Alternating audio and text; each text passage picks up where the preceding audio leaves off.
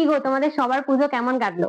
সবাইকে শুভ বিজয়া দশমীর অনেক অনেক অনেক ভালোবাসা। কারণ ভালোবাসা এ কারণে, কারণ তোমরা আমার থেকে সবাই অনেক ছোট।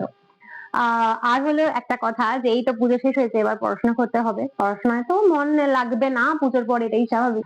তো তোমাকে আমি একটা ছোট ট্রিক দিতে পারি। তুমি কি এটা জানো যে ভালো রেজাল্ট করতে হলে স্মার্ট ওয়ার্কটা অনেক বেশি জরুরি হার্ড ওয়ার্কের থেকে?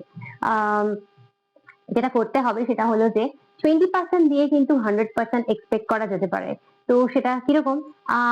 ধরো তুমি পরীক্ষায় দেখলে যে তুমি 2000 প্রশ্ন প্র্যাকটিস করে গেলে এমসিকিউ, কিন্তু কিছুই পারলে না। আর তোমার বন্ধু সেখানে কিন্তু 100টা প্রশ্ন প্র্যাকটিস করে গেছিল, তাতেও সময়ও কম লেগেছে, পড়তেও কম হয়েছে, মাথায় চাপও কম হয়েছে, কিন্তু ও কিন্তু পরীক্ষার প্রশ্নগুলো পেরে গেল। তো এটাকে বলে কিন্তু স্মার্ট ওয়ার্ক করা। কি পড়ছো, কেন পড়ছো, পরীক্ষায় কিরকম প্রশ্ন আসে, সেগুলোর ওপরে কিন্তু নজর বেশি দিতে হবে। একইভাবে গাধার মতন পড়ে যাচ্ছি সেটা করলেই কিন্তু ভালো রেজাল্ট করা যায় না। আর এটা কিন্তু শুধুমাত্র পরীক্ষার রেজাল্টের ক্ষেত্রে না, এটা জীবনের সব ক্ষেত্রেই কিন্তু অ্যাপ্লাই করতে হয়।